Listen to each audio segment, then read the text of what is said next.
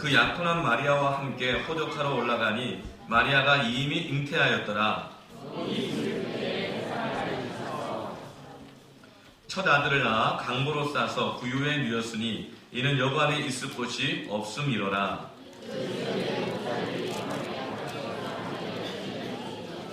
주의 사자가 곁에 서고 주의 영광이 그들을 두루 비침에 크게 무서워하는지라.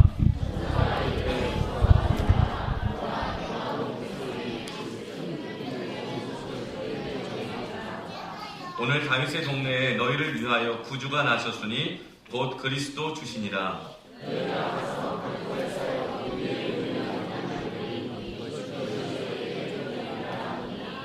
호련히 수많은 천군이 그 천사들과 함께 하나님을 찬송하여 이르되 지극히 높은 곳에서는 하나님께 영광이요 땅에서는 하나님이 기뻐하시는 사람들 중에 평화로다.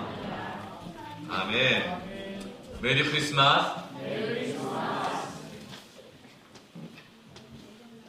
예수님께서는 왕으로 이 땅에 오셨습니다. 그런데 아기로 오셨어요. 왕 하면 생각나는 게 뭡니까? 요즘 대통령 하면 큰 그냥 리무진 이 승용차를 타고 수많은 이 경호원들이 대동되고 얼마나 이 화려하게 등장을 합니까? 근데 왕 대신 예수님께서는 아주 아기 예수로 구유의 강보에 쌓인 모습으로 우리에게 오셨어요. 작년에 에이펙 이 아세안 정상회담이 열릴 때에 이 아시아 태평양 지역의 각 대통령들이 우리나라의 부산 지역으로 다 모였습니다.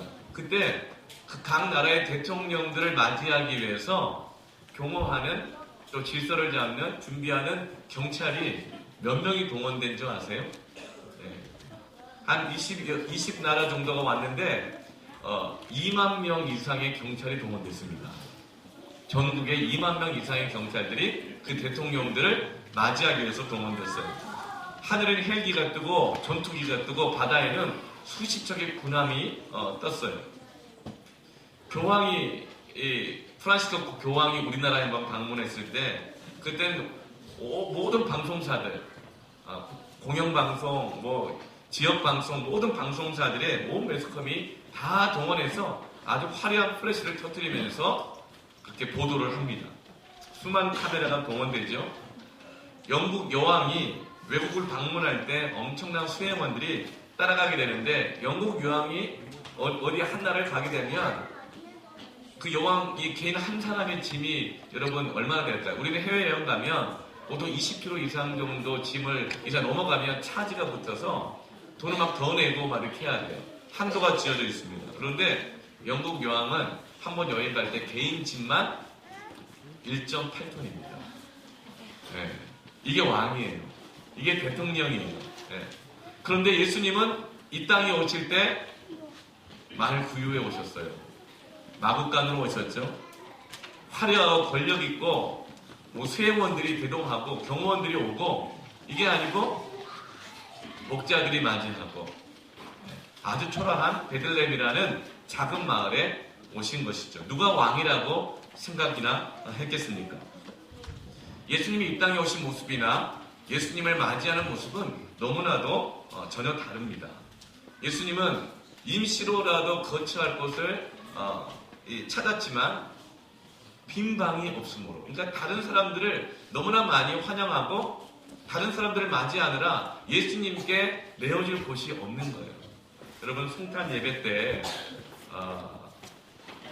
만날 사람이 너무나 많고 갈 곳이 너무나 많고 스케줄이 꽉 차 있기 때문에 예수님을 맞이할 예배할 처소가 없는 그것이 아니고 여러분 이 자리에 함께 있는 것을 여러분 주님께 감사합니다. 아멘. 예수님이 힘 있는 자의 모습이 아니고 아주 초라한 모습으로 오셨죠.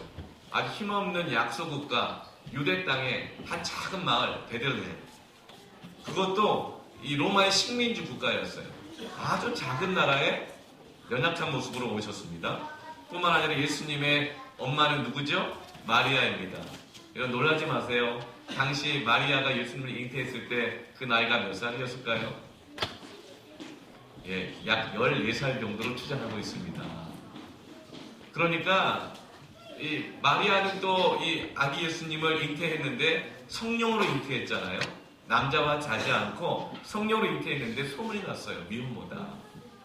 어디 가서 그냥 아이가 생겼다.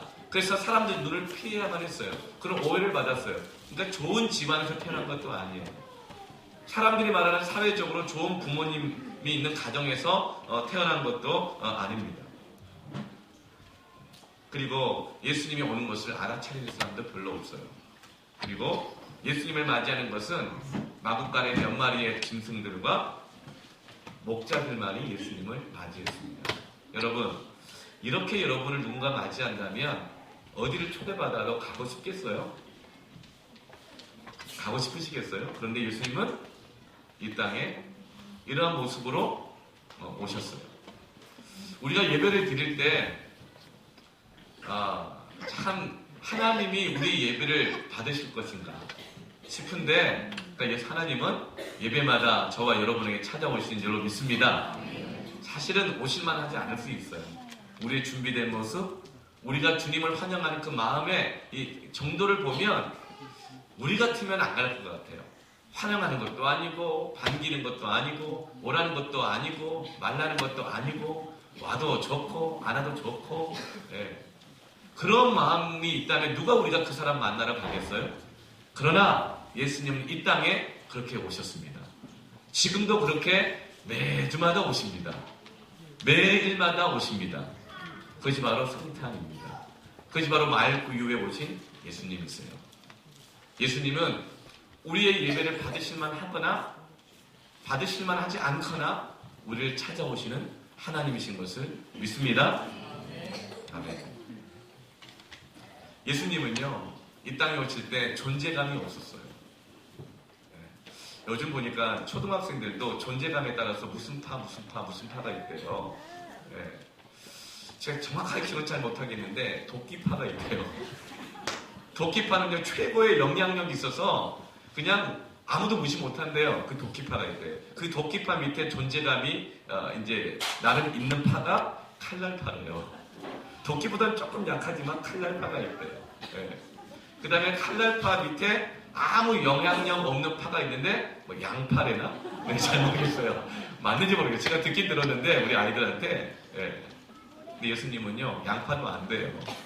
존재감이 없어요. 가도 있을 것도 없어요. 환영하는 사람도 없어요. 아무도 알아볼 수 없는 모습으로. 누가 아기 예수로 오셨는데 왕으로 알아볼 수 있겠어요? 심지어는 예수님이 오시는 길을 예비했던 세례 요한조차도 예수님이 메시아 맞나 의심할 정도였어요. 가장 측근이었던 제자들마저도 나중에는 예수님을 의심했죠. 그리고 십자가의 길을 가는 것을 이해할 수가 없었어요. 사람들은요, 저마다 자기가 기대하는 예수님을 원해요. 그리고 자기가 기대하는 예수님이 아니면 예수님의 존재를 이렇게 마음에서 지워갑니다. 사람들은요, 하나님이 원하시는 교회가 아니라 내가 기대하는 교회를 원해요. 우리 사람들은요, 하나님이 우리에게 보내신 예수님이 아니라 내가 원하는 예수님을 기대합니다. 그래서 내가 원하는 바가 아니면 그 존재를 지워가는 겁니다. 여러분, 우리는 어떤 예수님을 믿습니까? 오늘날 성탄절에서 가장 존재감이 없는 이가 있다면 누굴까요? 예수님이에요. 성탄의 주인공은 예수님이잖아요. 근데 오늘 우리 재우가 대표 기도할 때 성탄절은 선물을 받는 날로만 알고 있는데 그게 아니라고 아주 복음적인 기도를 했어요. 제가 큰 감동을 받았어요. 대표 기도 때 좀 세워요. 우리 예배 때, 우리 2부 예배, 1부 예배 때도 우리 주일학교 아이들 기도할 만해요. 할렐루야? 얼마나 은혜가 되는지 몰라요. 네. 왜 예수님이 어린아이들이 나오는 것을 막지 말라고 하셨는지 알겠어요. 네. 그런데 우리는 누가 존재감이 있냐면 다 자기가 존재감이 있어요. 이 성탄절은 누가 좀 나 특별히 챙겨야 되지 않는가? 나 줘야 되지 않는가? 그러면서 이 성탄절에 이 생일의 참 주인이신 예수님의 존재감은 우리에게 없고 다 나 이렇게 생각해요. 네. 오늘 성탄절에 예수님이 없어졌어요.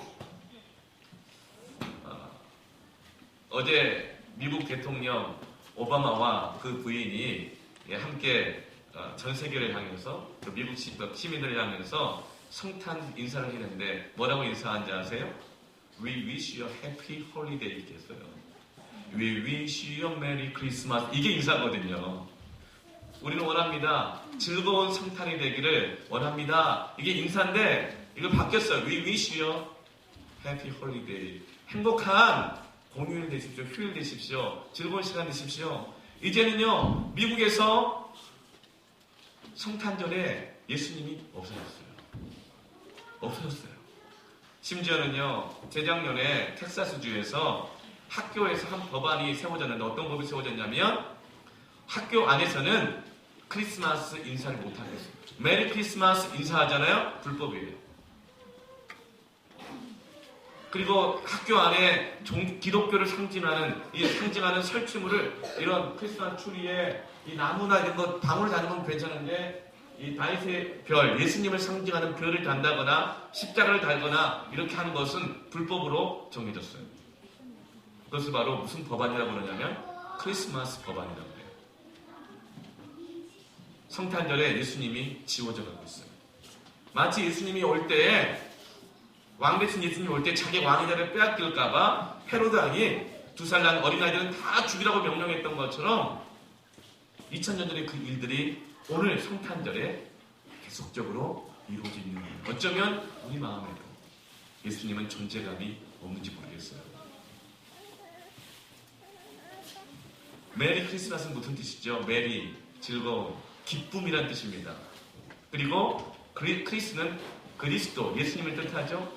성탄절에서 엑스마스라고 그러잖아요. 이 엑스는 영어가 아니라 원래 헬라어입니다. 그리스도를 상징하는. 그러니까 엑스마스는 크리스마스의 준말인 거예요.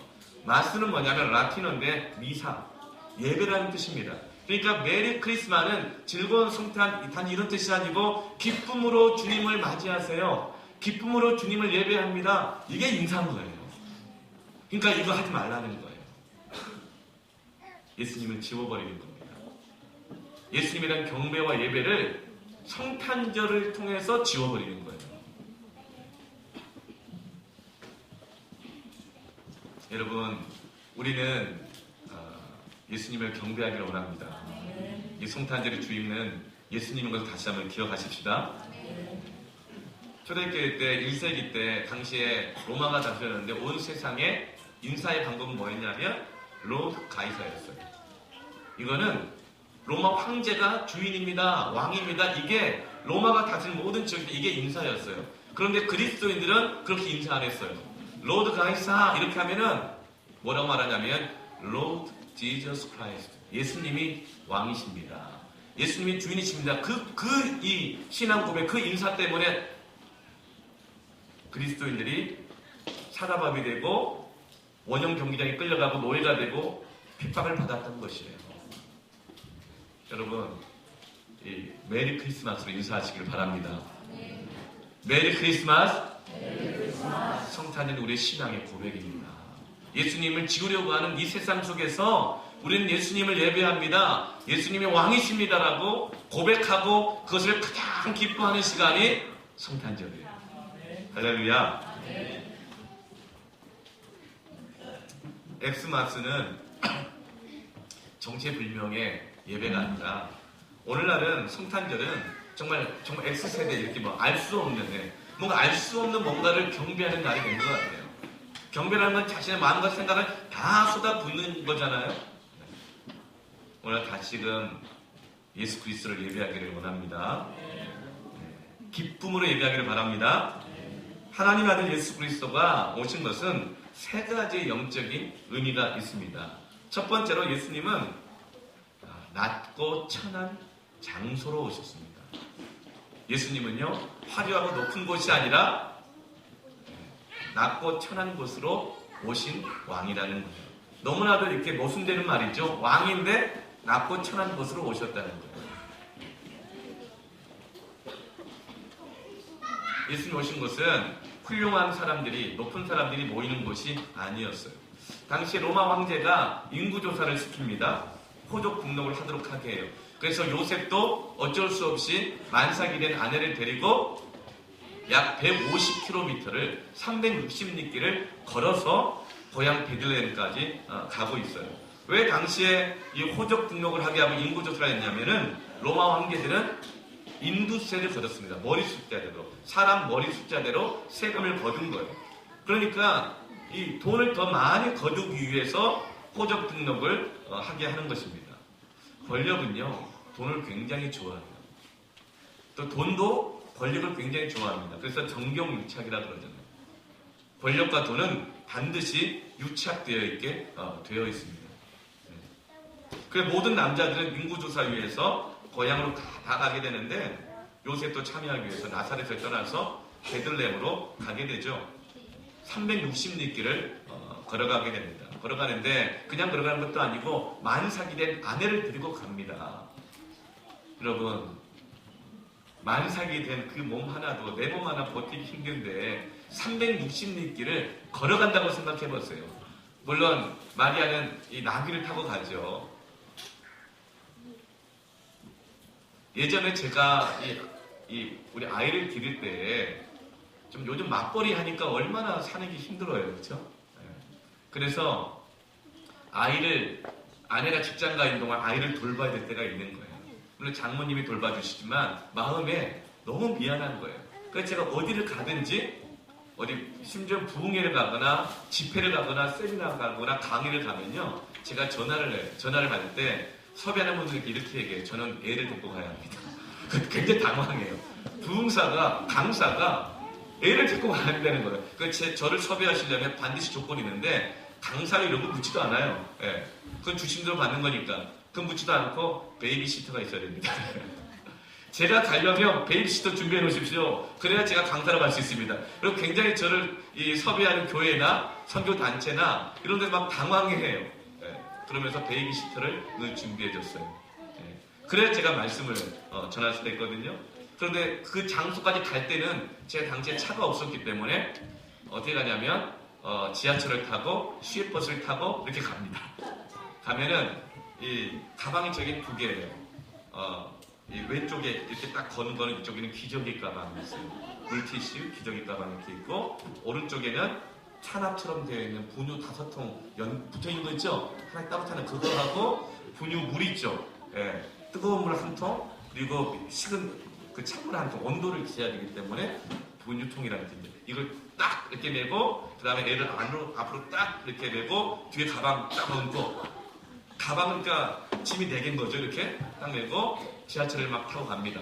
지하철 타고 가다가 얘가 3시간 만에 한 번씩 우유를 먹잖아요. 그럼 딱 얘를 펴놓고 눕혀가지고 우유를 먹이고, 기저귀를 갈아야 된다 그러면 얼른 내렸다가 화장실 기저귀 갈고 다시 타고, 그렇게 왔는데 저는 그거 한 번 가는데 길어봐야 한 3시간 걸려요. 그러나 360리길을 가는 거예요. 예수님은 그 길로 오신 거예요. 그리고 예수님이 출생하는 곳은 보통 사람들이 상상하는 곳이 아니에요. 왕이라고 하면 적어도 어디서 태어나야 할까요? 청와대 옆에서 태어나든가 안국동 쪽이라든가 아니면 뭐 예루살렘, 로마, 아니면 서울도 안 되면 청당 밑에 분당 정도는 태어나야 되지 않겠어요? 근데 하나님이 그 아들을, 왕을 태어나게 하시는 곳을 선택하신 것은 베들레헴이었어요. 베들레헴의 뜻이 뭘까요? 베둘레가 햄이다, 이런 뜻이 아니고, 베드는 집이란 뜻이에요. 레햄, 빵집이란 뜻입니다. 그러니까 예수님이 이 세상에 생명의 빵으로, 떡으로 오셨다는 것을 보여주시기 위해서 베들레헴에 선택하신 거예요. 우리가 케이크 예배를 드렸었잖아요. 내년에도 케이크를 이제 사역으로 할 텐데 케이크 빵이잖아요. 생명으로 오신 예수님을 빵 만드는 우리 교회가 되기를 축복합니다. 네. 그리고 원래는 이 호적을 등록할 때 남자만 가도록 돼 있어요. 그런데 왜 요셉은 힘들게 만삭이 된 아내 마리아를 데리고 갔을까요?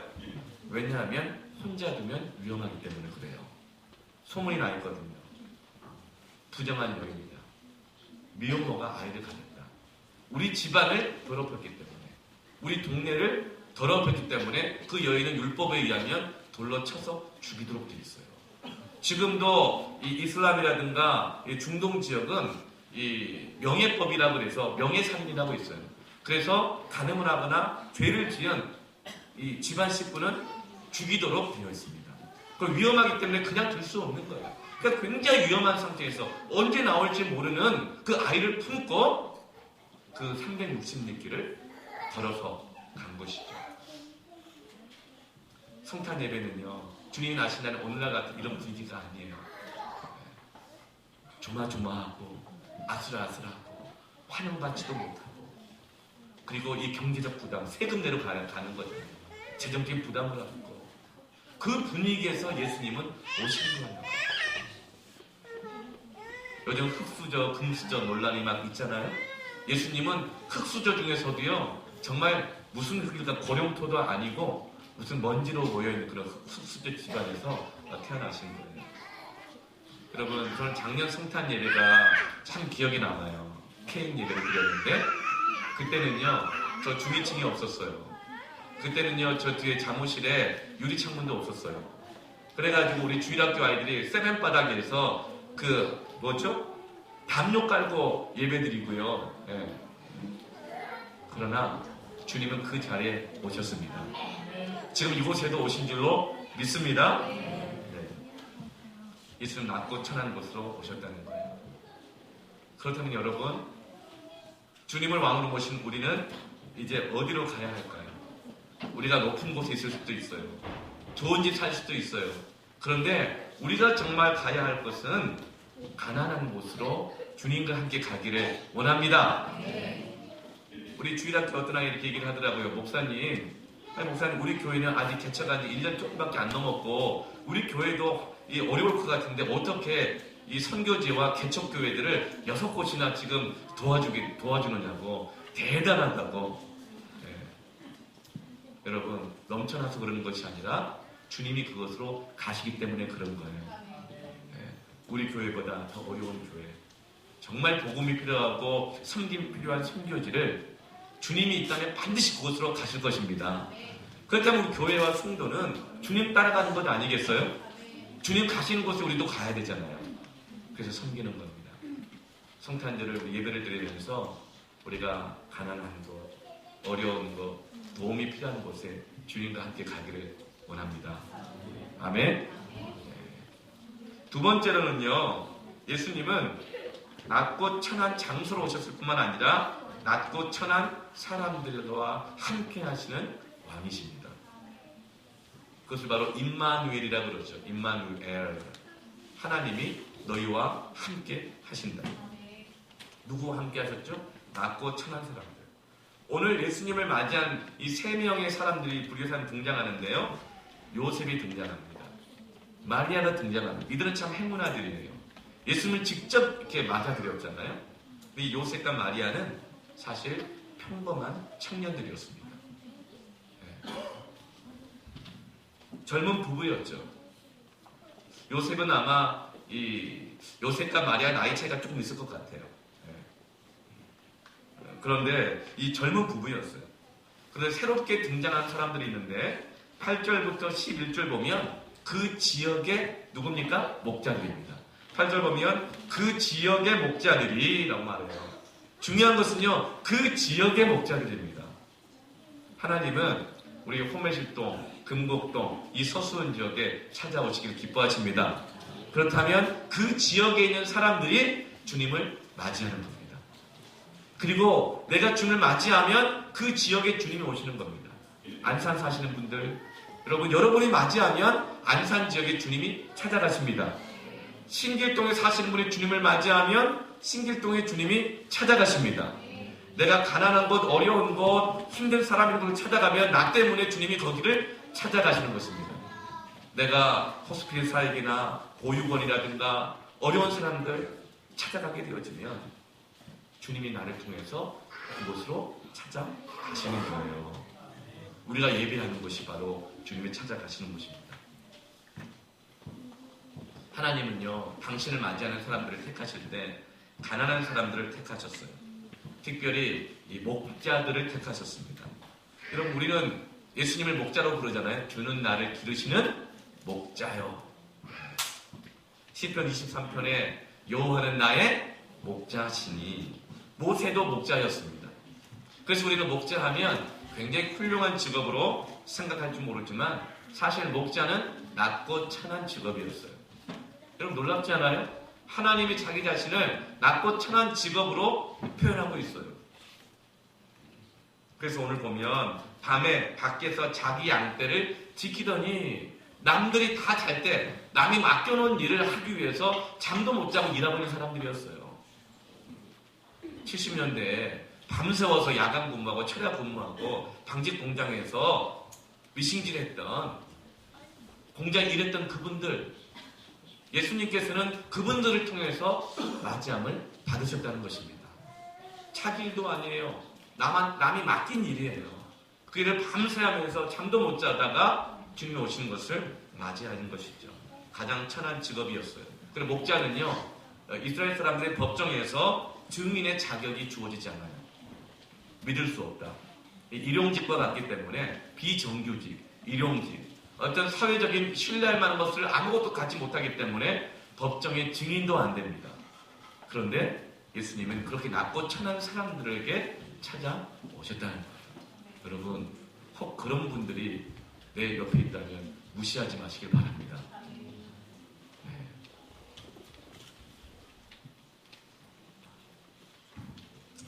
우리 교회도요, 목자들이 많이 있으세요. 네. 남들 쉴 때 일하시는 분들이 참 많으세요. 남들 쉴 때 주 5일이다, 그리고 뭐 연휴다, 뭐 성탄절, 뭐 다 하시잖아요. 그럴 때 나와서 주님을 예배하는 그 예배를 준비하고 맞이하기 위해서 봉사하는 분들이 얼마나 많이 있습니까? 주님은 그분들을 찾아가십니다. 기뻐하십니다. 아마 그렇게 남들 쉴 때 일해야 되는 분들, 주님이 오신다면 바로 그분들이 주님을 맞이했을 거라고 저는 믿습니다. 영광스러운 직분인 거예요. 감사한 특권인 것입니다. 이 목자들이 예수님이 오셨다는 기쁜 소식을 가장 먼저 들었다고 하는 것은 이들이 박사가 아니었어요. 회장이 아니고 CEO가 아니고 국회의원도 변호사도 우리가 사람들이 그렇게 되고 싶어하는 어떤 의사라든가 이런 것도 아니었어요. 목자라는 것은 무슨 뜻일까요? 그것은 우리의 비전이 CEO나 박사나 의사나 이것이 아니라는 거예요. 그거 되지 말라는 얘기가 아니라 그것이 우리의 목적이 아니라는 거예요. 예수님이 자기 자신을 목자들에게 허락하셨다는 것은 우리의 비전은 주님을 맞이하고 주님을 우리가 가지고 있는 모든 것을 통해서 전하는 사람이 되는 것, 우리의 비전인 줄 믿습니다. 만약에 이 목자들이 이 소식을 듣고 다른 사람들에게 전하지 않았다면 어떻게 됐을까요?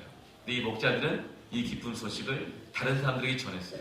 그래서 오늘날까지 2000년 동안 마라톤처럼 쉬지 않고 그 소식이 이어지게 된 것이죠.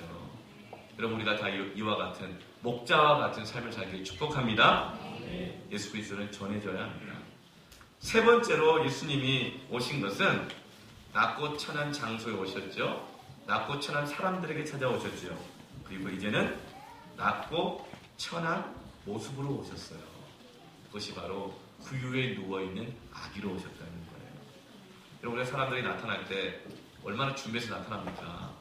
좀 영향력 있는 사람, 금의환영하고 싶고 삐까번쩍하게, 나 무시 못하게 딱 나타나고 싶잖아요. 근데 예수님은 가장 연약하고 의존적인 존재로 오셨어요. 아무도 두려워하지 않아요. 조금 두렵긴 해요.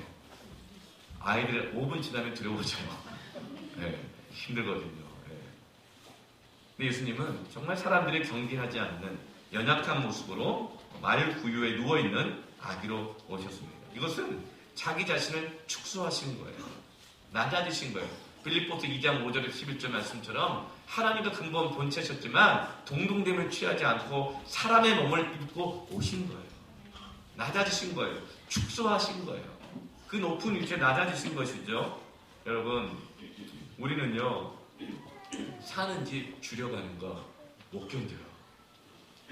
힘들어요. 근데 예수님은 하늘 보좌를 버리시고 말구유를 택하셨어요. 놀라운 일인 거죠. 우리는 여러분 직급이 낮아지면 못 견뎌요. 우리는 자존심의 크기를 줄이는 것이 너무나 힘들어요.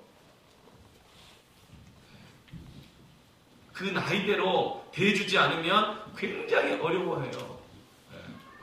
어제도 제가 우리 애기 이렇게 얘기했더니 저 6학년이에요 이렇게 전 최고학년이에요 이렇게. 아 그렇구나. 우리는요 직급 낮아지는 것, 축소되는 거 못 견뎌요. 집 줄여지는 것 못 견뎌요. 재정 지출 규모 줄이는 것 못 살아요. 살 것 꼭 사고 살아야 돼요.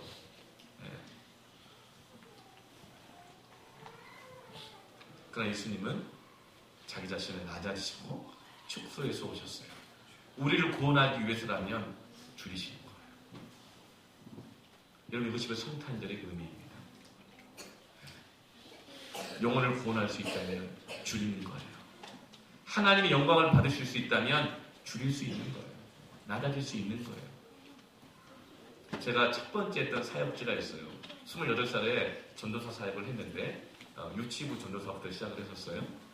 그 교회에서 한 3년 반 정도 사역을 했는데 참 귀하고 놀라운 교회, 서울 상계동 노원구에 있는 교회인데 그 교회는 성도가 우리 교회와 비슷한 것 같아요. 한 150여 명 정도 되는 교회였는데요. 헌금 봉투가 뭐냐면 노란 갱지로 만들어진 헌금 봉투예요. 아무것도 인쇄가 안 돼 있어요. 교회 이름도 없어요. 무슨 헌금 표시란도 없어요. 금액란도 없어요. 그냥 노란 갱지예요. 그리고 헌금한 옆에 연필이 몇 자로 꽂혀 있습니다. 그 말은 헌금에다가 쓰라는 거예요. 11조 얼마, 감사헌금 얼마, 장학헌금 얼마 쓰라는 거예요. 그리고 예배가 끝나고 나면 장로님들이 개전을 하셨는데 장로님들이 개전실에 딱 들어가서 뭘 들고 가는 줄 아세요? 지우개 들고 가요. 그래서 장로님들 하신 일이 계속 이거예요. 그 옆에는 회계지사님 동계사라고 계시고 장로님들은 지우고 계세요. 그러면서 누가 볼펜을 쓴 걸 본 거예요. 누가 이 볼펜으로 그 교회는 주보도 없어요. 인쇄비가 낭비된다고. 그 돈이면 어려운 학생을 더 도울 수 있고 이 돈이면 선교사님에게 좀 더 뭘 보낼 수 있고 그런데 누가 이렇게 볼펜으로 써가지고 이 종이를 낭비하느냐고 막 목사님 난리가 났어요. 한 번은 모두 간식 같은 거 먹잖아요. 무슨 이런 성탄절 준비하고 할 때 정해진 게 있었어요. 야채 김밥이었어요. 근데 누가 못 모르고 자기가 쏜다고 소고기 김밥을 시킨 거예요. 난리가 났잖아요, 교회에. 야채 김밥 먹어도 왜 소고기 김밥을 먹었느냐? 언제부터 우리가 이 돈이면 독거 노인을 도울 수 있고 이 돈이면 선교사님 후원할 수 있고 그런데 집에 가서 다 잘 먹는데 꼭 교회 와가지고도 그렇게 봉사하니까 소고기 김밥을 먹어야 힘이 나느냐 이러면서 진짜 막 혼이 났어요. 제가 어떤 집사님하고 소시라고 했거든요. 소고기 김밥. 제가 그걸 아직 몰라가지고 여러분 이제 우리 교회도 내년부터는 노란 갱지에다가 이미 만들어진 것이 많기 때문에 써야죠. 오늘 성탄절 예배 때는 오늘은 헌금방울이 안 돌려요. 뒤에 오시면 함이 있죠. 지난주 나눴던 헌금 봉투가 있을 텐데 여러분 거기에 성탄 헌금을 자원에 넣으시기 바랍니다. 그러면 이번 성탄 헌금은 전부 선교를 위해서 쓰여지게 될 겁니다. 우리 교회 전통에 절기 헌금은 그렇게 쓰여져요. 부활절 헌금은 구제 헌금을 위해서 전부 다 쓰여졌어요. 우리 위해서 쓰지 않고. 여러분 예수님은 우리를 구원하시기 위해서 자기를 줄이셔요. 우리 교회도 그렇게 될 수 있기를 바랍니다. 우리가 그렇게 될 수 있기를 바랍니다. 자존심도 줄일 수 있고 하나님의 영광을 위해서 하나님 기뻐하시는 일을 위해서 우리가 사용할 시간도 줄일 수 있고 주님께 내어드릴 수 있기를 축복합니다. 그게 예수님이 주인 되시는 거예요. 예수님을 만나기를 원한다면 한없이 우리의 부풀어져 높아진 마음들이 낮아져야 만날 수 있어요. 왜냐하면 예수님은 그 낮은 곳에 계시거든요. 줄여진 곳에 계시거든요. 우리가 예수를 믿는다는 것이 지금보다 더 잘난 사람이 되고 더 나은 형편 되기 위해서 예수를 믿는다면 우리 예수를 잘못 믿는 거예요. 그럼 예수를 만날 수가 없는 거예요. 물론 예수님을 만나면 더 훌륭하게 되고 더 부유하게도 돼요. 그러나 그것이 예수 믿는 목적이 아니고 그걸 위해서 예배드리고 신앙생활한다면 예수는 거기 안 계세요. 예수님 못 만나는 거예요. 주님의 영광을 위해서 낮아지고 줄여지면 거기에서 예수님을 만납니다. 그리고 거기에서 죽은 자가 살아나고 거기에서 길 잃은 자가 돌아오고 거기서 가난한 자가 부하게 되고 거기에서 존재감 없이 무명하게 살 사람들이 유명한 자가 되는 것입니다. 성탄은요, 하나님의 임재의 은혜입니다. 구약에는 특정한 사람만 예수님께 다가갈 수 있었어요. 많은 것이 필요했어요. 여인의 뜰이 있고 이방인의 뜰이 있고 담이 있고 그래서 거의 갈 수 있는 사람들이 계층이 딱딱 정해져 있었어요. 심지어는 제사장도 함부로 못 들어갔어요. 지성소로. 여러분, 세상 왕들은요 다가가기가 너무 어려워요. 다가가기 어려운 사람이 있죠. 죄송합니다. 그분이 왕일 가능성이 커요. 자기가 주인 되어 있는 사람은요 다가가기가 어려워요. 한번 우리 까칠하신 분들 있잖아요. 한번 우리 돌아보시길 바랍니다. 이 까칠함이 건강한 자존감에 의한 당당함인지 아니면 내가 높아져 있는 것인지. 세상 왕들은 다가가기가 너무나 어려워요. 세상 왕들은요 다가가려면 절차가 굉장히 까다로워요. 많아요. 거쳐야 될 사람도 굉장히 많아요. 절차가 중요해요. 여러분, 목사가 왕입니까? 아니잖아요. 그래서 여러분도 저에게 다가가기 어렵지 않아야 될 텐데 혹시라도 저희 너무 완벽해 보이는 모습 때문에 어려움이 있다면 다 오해시라는 것을 말씀드릴 테니까. 네. 예수님은 너무나 다가가기 쉽게 어린 아기로 오신 거예요. 세상 왕은 너무 다가가기 어렵거든요. 절차가 까다롭거든요. 예수님이 말씀을 전할 때, 산상수를 전할 때 수만 명의 사람들이 예수님을 말씀을 듣고 있었어요. 그런데 애기 엄마들이 아기들을 안고 막 나오는데 애기들이 예수님 앞에 막 나가려고 그러는 거예요. 그래서 제자들이 가로막잖아요. 어디 함부로 나오냐, 왕 되실 분인데 절차가 있다고. 이 어린 것들을 어디 막 뭐라 그러잖아요. 예수님이 뭐라 그러죠? 제자를 우리 나무라세요. 이 어린아이들이 내게 나오는 것을 막지 마라. 천국은 이와 같은 자들의 것입니다. 이 말은 뭐죠? 너희들도 나 따라다니면서 국무총리 뭐 한 자리 살 것 같은데 니네들 어려운 사람 되지 마라. 위세 부리지 마라.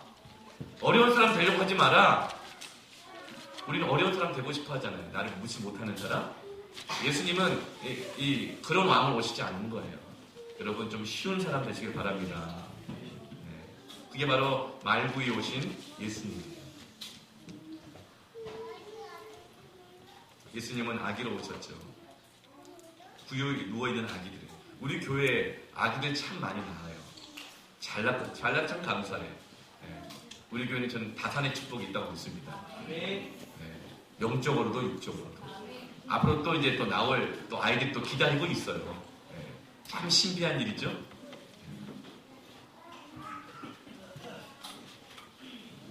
제가 우리 또 애기 엄마들, 애기 아빠들 보면 제가 청년부터 섬기고 가르치고 지켜봤던 이제 청년들이 커가지고 이제 저런 주례도 하고 막 아기를 낳고 막 이렇게 우리 교회 집사님들로 이제 다 이렇게 되어 있는 분이 참 많아요. 여러분, 많은 생각을 하게 됩니다. 여러분, 예수님이 아기 예수로 오셨어요. 여러분이 안고 있는 5분만 지나면 나를 두렵게 하고 나를 지치게 하는 그런 존재로 예수님이 오셨다는 것이 무엇을 의미할까요? 아침마다 전쟁을 치르게 하는 그 아기 모습으로 오셨다는 것이 무엇을 의미할까요? 여러분, 우리는 언제 신앙이 성숙합니까? 하나님의 마음을 알게 됩니까? 아이를 낳고 기르고 부모가 되보면 더 많이 알게 돼요. 그런데 오늘날은요, 아이를 키우면서 예수님이 점점 없어져요. 아이를 낳으면서 주님의 존재감이 점점 없어져요. 아마도 아기 예수님 오신 것은 우리로 하여금 주님을 더 기억하게 하고 하나님께 더 나아가도록 하기 위해서인 줄 믿습니다. 그런데요, 정말 참 신앙은요, 자녀를 낳기 전과 후가 달라요. 자녀를 낳기 전에는요, 자기 신앙을 위해서 예배를 드립니다. 신앙생활합니다. 그런데 자녀를 낳잖아요. 그러면 이제는 또 하나 이유가 생겨요. 자녀들을 위해서 교회 다녀요. 여러분, 이게 무슨 의미인지 알 거예요. 자녀들을 위해서 교회 다닌다. 이게 무슨 의미인지 알 거예요. 자녀들 잘 되게 하기 위해서뿐만 아니라 이 자녀들에게 신앙의 모범을 보여야 되고, 이 자녀들에게 예수님을 전해줘야 되고, 이 자녀들이 신앙을 잘 지키는 신앙의 사람들 되도록 하기 위해서 정말 힘들고 어렵지만 자녀들을 위해서 교회 다니기 시작하는 것입니다. 아멘. 여러분, 그 신앙으로 여러분 더욱더 성당에 가기를 축원합니다. 그러기 위해서는요, 아기 예수로 오신 예수님을 그렇게 맞이했던 것처럼 온 교회가 이 젊은 부부들, 우리 어린 아기들을 잘 영접하기를 바랍니다. 네, 더 성숙한 신앙을 갈 수 있어야 돼요. 그런데 그게 안 되니까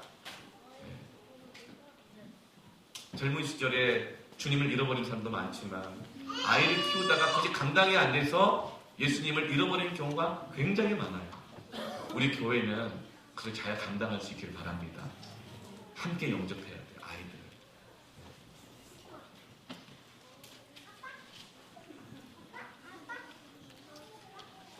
성탄절의 주인공은 예수님이시죠. 이게 복음입니다.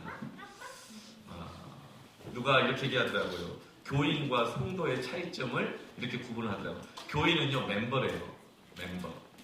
멤버의 뜻은 뭡니까? 숫자잖아요. 그런데 성도는 가족이라고 말합니다. 패밀리라고 말해요. 예수님께서 우리에게 임마누엘 하셨다, 함께 하셨다. 이것은 뭐냐면 우리에게 멤버로 오신 것이 아니라 우리의 가족으로 오신 줄을 믿습니다. 우리를 가족 삼으신 줄 믿습니다.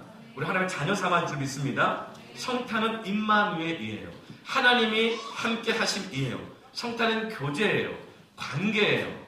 공동체고 가족인 겁니다. 교회는 어떤 단체나 장소가 아니라 관계요, 공동체고 가족인 거예요.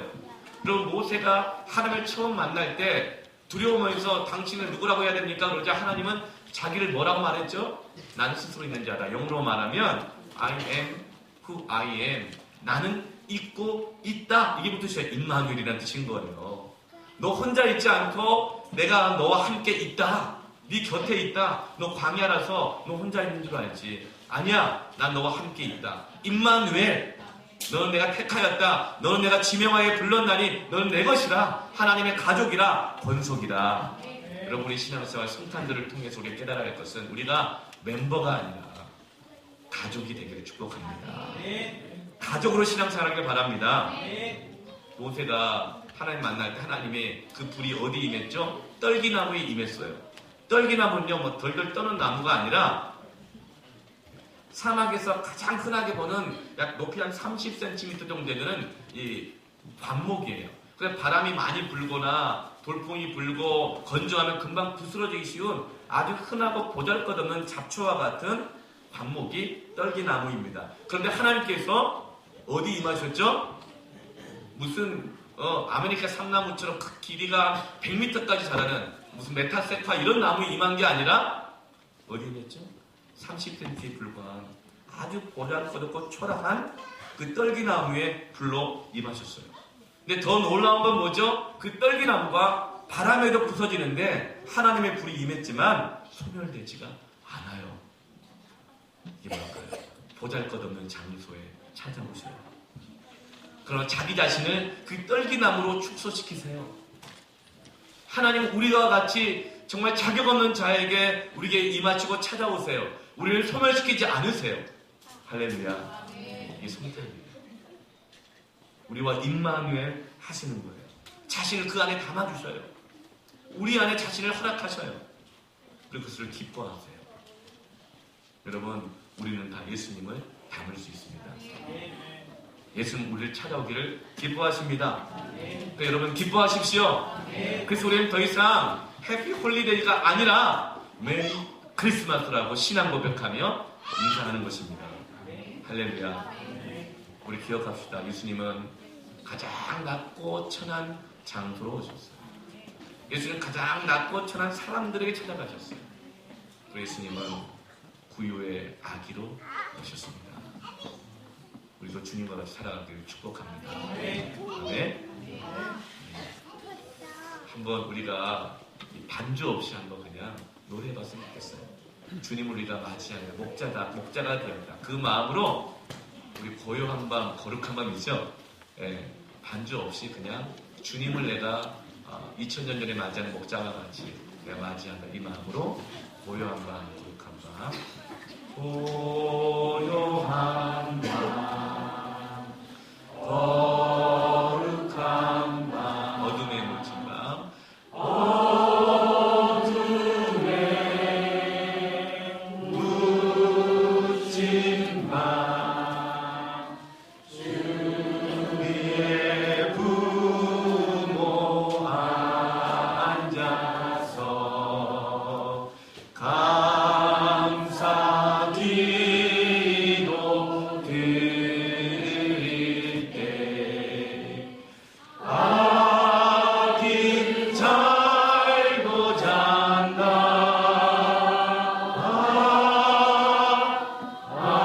아기 잘도 잔다. 자, 우리 기도하겠습니다. 가슴에 한번 손을 모으고. 주님 감사합니다. 어두운 밤에, 캄캄한 밤에 우리를 찾아와 주신 주님 감사합니다.